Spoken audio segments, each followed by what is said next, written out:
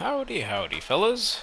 This is a series of World of Warships Legends match today in the Vampire 2. This is an experiment. We'll see if this works. This is a series of matches I played this morning, kind of. I don't think I included every match. I think I cut out a middle one because it was wasn't quite as good, but I played these all in the same time frame. And I picked up the Huron, and that also inspired me to go back and kind of aggressively revisit the Vampire 2. I've been playing it a lot, but in, I guess, a 5-match span, I set my new XP record and damage record in the Vamp2. I won all 5, and I think 3 of the 5 were over 3,500. And so this is the first one. This is a 4-destroyer match. I think this one's my new XP record. And this is like, in some sense, you like this match in a Vampire 2, but even with something like the Vampire 2, you are still like, that's a lot of stuff, and you can see I am deep on a hotly contested flank, but that is a thing that the Vampire 2 can do. I still have to be a little careful. The biggest problem is there's Schlieffen over there, and when I thought back on it, and then now even watching it back, I thought I could finish this Holland off a little faster than I did. That was a mistake. I should have finished off the Z44. I do get him over there. I should have finished off the Z46. To take out his sonar, because I am just getting beat up over here, and you can see it gets a little dicey. I am not running the full tank build on this one. I think I still have a concealment inspiration, and I am running, I believe it's called Quick Fix, in the 3rd row, I think, of Waller. Just because my engine gets knocked a ton. I mean, I just can't stand it when my engine's gone. This guy's taking like no damage. That ticks me off when it's like I can't find the damage spot left on the destroyer. But so I just tanked like a lot of damage to take out those 2 destroyers, and like, oh man, I mean, you just can't get away with that with any other destroyer. So there's 2 destroyers left. I feel like they're flanking around A. Our destroyer went up mid. My favorite play on Two Brothers, always. Generally speaking, I would say like your destroyers should not be in the same spot. I think this friendly Jutland has maybe... I played with a lot of low-level commanders today, but maybe he was a level 1 commander, so I was like, if their Vamp2 comes up the mid and contests with our Jutland, he's going to die. So, and then we'll lose the cap, and then I'll be out of position on the other side. So I kind of thought that their Vampire 2 might come up that way, but I was wrong, so that's why I was in the same square. But so I come over here, contest this. You can see I'm super low health. This is like, DEFCON 4 on any kind of quote-unquote normal destroyer. But like these zombie destroyers, I've played a lot of Huron and a lot of Vampire 2 over the last several days. And it's nuts, guys. Like, I really feel like this is on borrowed time. Like, these are nuts. If you've got the full build, this does not feel like how the game is intended to be played. And that's kind of one of the reasons I'm trying to show all of these matches back to back. It's just like how much nonsense I can get away with. And they all have their own kind of idiosyncrasies and unique flair, but like...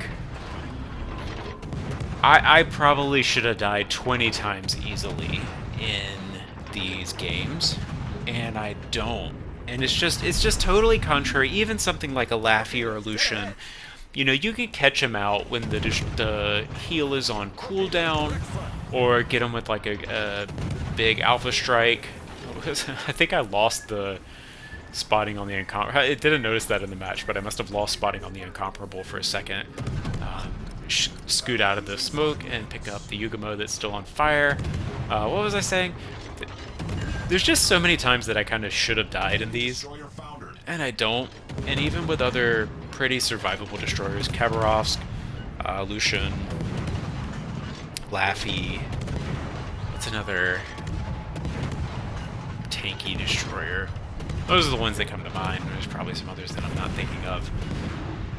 Like, there's limits, and you can do stuff to get around it, and they're still squishy, and it's just like these, the tank zombie waller build with stacking, you know, damage resistance, and the heal is just nuts. So, you know, we've been at super low health, and we're not even regenerating. This is just the tankiness of the build.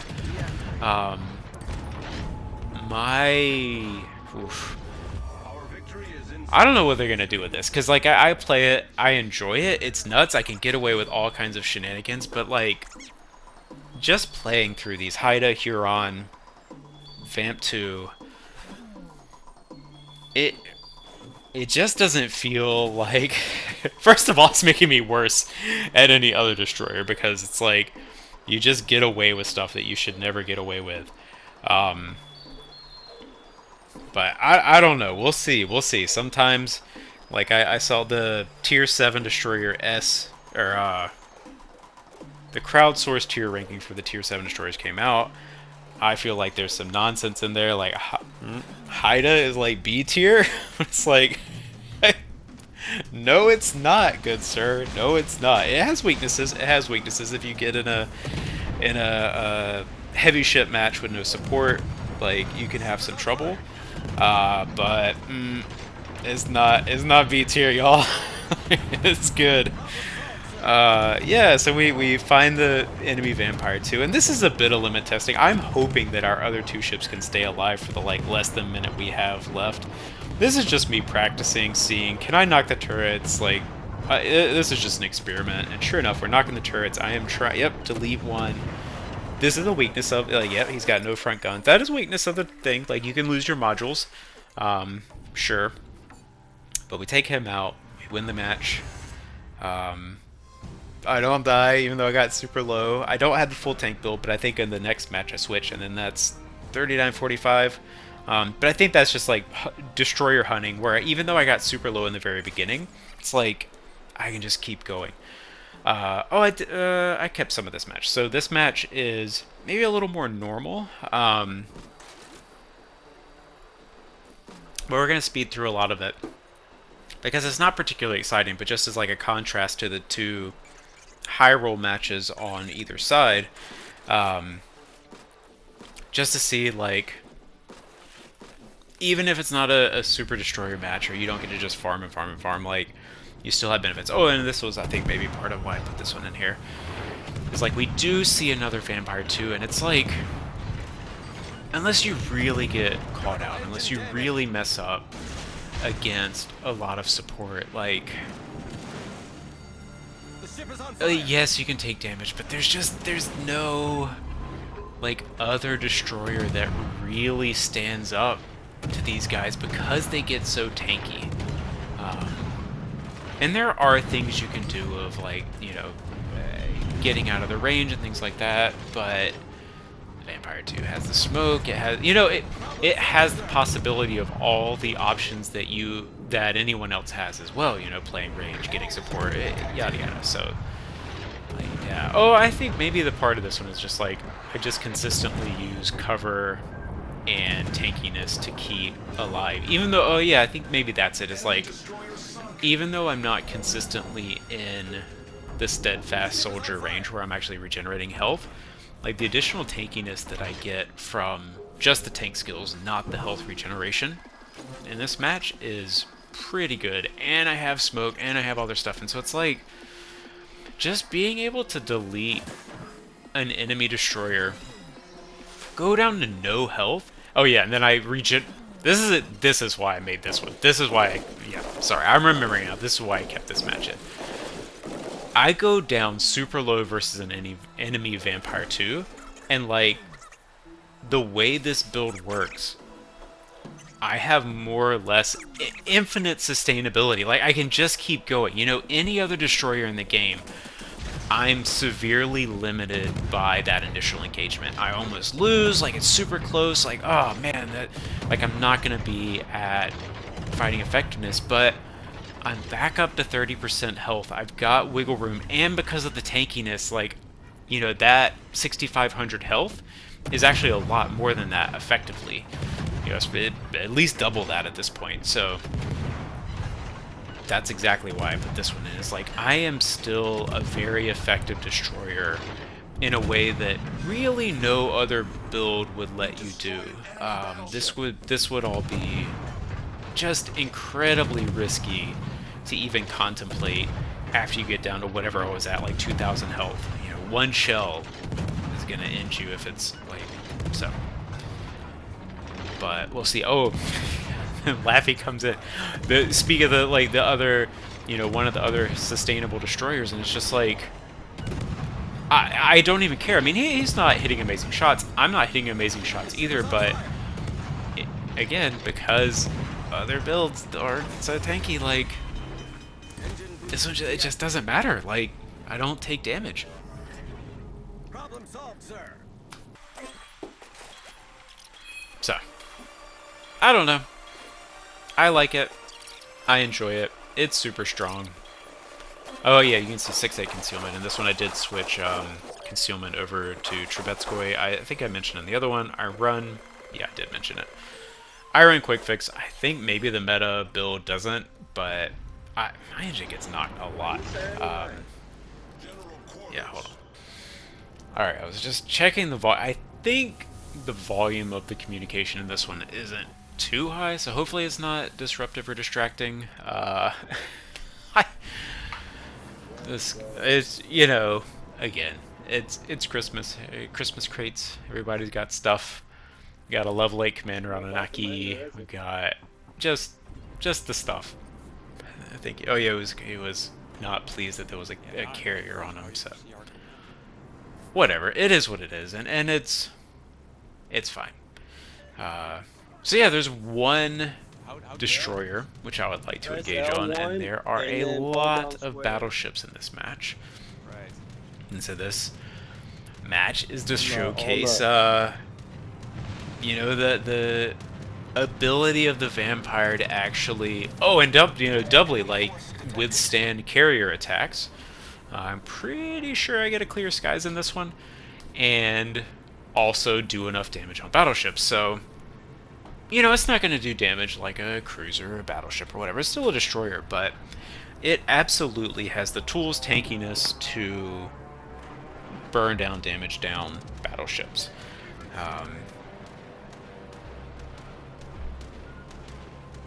I should have sped this part up. Hold on. Alright, there. We'll zoom through some of this. It's just to shorten down the video overall, and just this isn't the most exciting, just because we are, you know, we're capping and dodging the carrier and shooting down planes and, you know, whatever it is. We spot the carrier. We've got a lot of caps, but you'll see, and like again, oh yeah, Palmer goes down. You know, I've mentioned this in previous videos, and I think any of you guys who have played enough, you start to notice this is like, you can get a feel for the cadence of how the match is going to go as it starts to, like, basically like, as it starts, you know, how people are positioning, what they're doing, if they're talking, commanders, build, like, all the stuff. You get a sense for it. And in this one, I'm just like, we've got the caps, we've got everything. Our ships are still pretty far back. We're losing ships even though we've got all the caps. It's like, I need to do damage. So that's why I kind of end up just trying to farm down these battleships as much as possible. Set as many fires, tank, draw fire, keep our battleships alive. We would love to engage that Shimikaze. We're also kind of trying to draw him, hoping that, like, you know, everybody's spam pinging him. We need intelligence, like, find that destroyer. If we can keep our team alive as long as possible, again, that keeps our points, that keeps damage output up, like whatever. Yeah, like these guys that pushed up right into this Musashi's face. It's like, I've been spotting enough that you guys could get to a position to cover and spot. Yes, I am using my smoke and doing damage, but I am not just staying in smoke. I'm dipping in and out, being distracting. There's a lot of ships that are spotted through smoke fire penalty. I whiffed my torpedoes. I hit 2, but Musashi's got good torpedo reduction. Uh, you know, anyway, so we've got enough stuff that these guys, they shouldn't be right here on top of this. This shouldn't be a like we've lost 2 ships, they've lost 2 ships match, in my opinion. But I kind of had that suspicion literally the second the match started. So I was positioning and playing around that from the get-go. It's like, I'm going to need to do damage in this match. And that happens often enough at Legendary tier. That's one of the reasons I like the Daring, because it's better at this than the Vampire is in some ways. It's better at raw damage output. It's certainly not as tanky, but it has, especially I have Grot Maz, so it has a much higher fire chance. And it does have a beefier torpedo load. I think they're not like wildly different in output, but it has the 2 launchers, and so when you get that, like that Musashi would have gone down to the Daring torp load. But anyway, yeah, we got the clear skies, 34 planes, and we are just like bombing these guys. You've got the 3 crawling smokes, and one of the things I did kind of speed through it just because it's a lot, but you can see you can dip in and out of the smoke. You are tanky enough, you can take salvos. You've got the regeneration if you need it. So you can do that where you're like really distracting for ships that aren't really prepared to deal with the Vampire. You can do that with the Haida as well. Haida doesn't have as good of a reload, so you're not going to be nearly as good at setting fires with the Haida. But here, yeah, it's like, in any other destroyer, I'm nervous about this. Like, oh, I'm taking damage. That's my limited health pool. I don't even really care in the Vampire. It's like, shoot me all you want, Shimakaze. Like, you're not shooting someone else. I'm gonna set fires. I'm gonna come beach over here and try to block sight. It takes a little longer than I thought, but even then, I've got protection by this little rocky outcropping. I don't want to eat torps from the Shima. If he launches on me, that's someone else. And again, you can see that, like, this is an even match. I mean, we've got such a commanding lead in the caps. The fact that our team is pushing into ships to get sunk is just proof, like, I wasn't wrong. Like, this is gonna be a match where I need to get these ships down. And if I hadn't been shooting and burning and shooting and burning this whole time, done 200,000 damage, that's a legendary tier battleship and a half. Like, or 2. Yeah, that's like 2 LT battleships.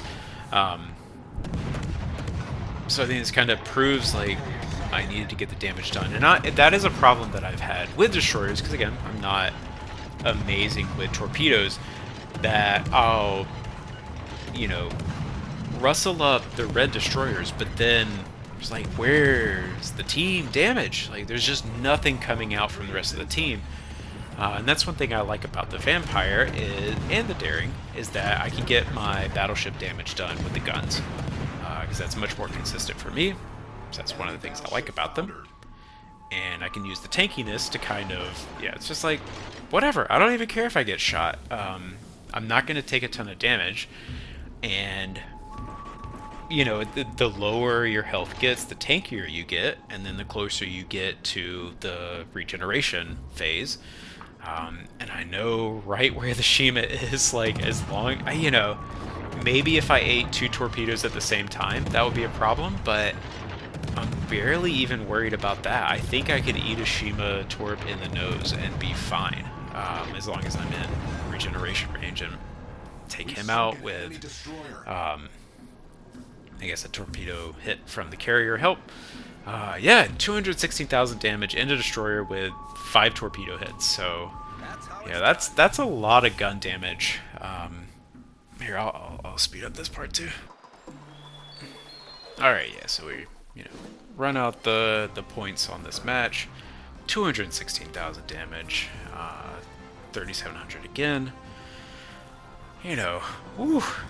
These are spicy. Hitting good on. I was gonna see if that guy wanted. He was the one that was worried about the carrier, but he wasn't accepting messages. So fine, dude. If you ever happen to see this, like, just you're not gonna have fun in legendary tier with a level 8 commander. Like it's just the way the ships work and the way power levels work, and everyone else is gonna have meta commanders and high levels and whatever. So this is the last match, and I'm a little just making the commentary. I'm a little done with this myself, so I get it if you are done with this video, but I think there is something to be shown of just like how consistent this can be if the teams don't know how to deal with it.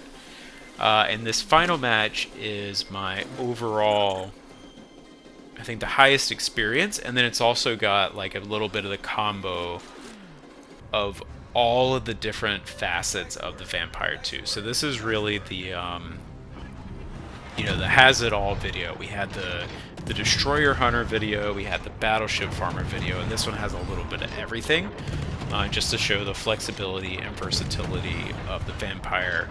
We just absolutely wrecked this Shimakaze in the first one.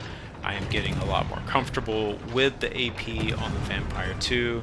There's a little bit of a learning curve on that. For whatever reason, playing the Huron helped it just like click in my head where and when I can shoot with the AP, so I feel a lot more comfortable with that. We eat that guy up, and then now we kind of transition into the battleship farming aspect of the game.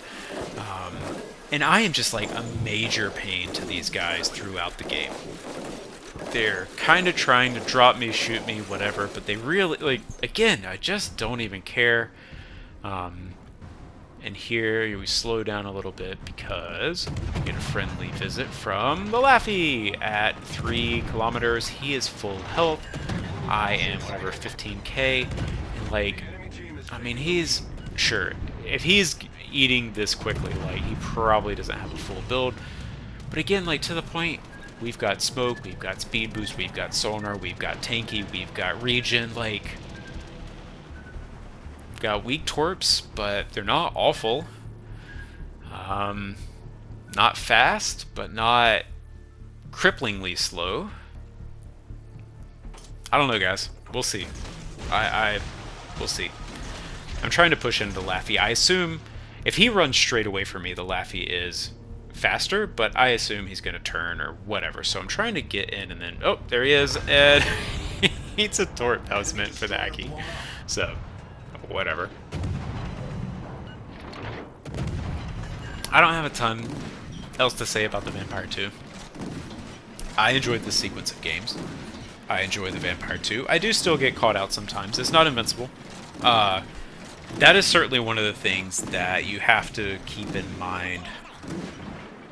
It was a Huron game, not a Vamp2 game that I got. I just went in, real like, oh, that was a good shot, dude. Blind fire, like 6 hits. But again, it was Vampire 2, I don't care. Yeah, just in a normal destroyer, that matters. And this one, it doesn't. Well, you're just literally regenerating through the burn. We'll see. We'll see. What was I saying? I've eaten it. I've gotten overconfident. Oh, like I'm a tank. I can do whatever I want, and I get caught out. And like that shot. If you take enough damage fast enough, basically a one-hit salvo before the kind of the next level of damage reduction kicks in, you can absolutely pay for it. But I did this in my Huron video. You can regenerate around an island on, like, guys.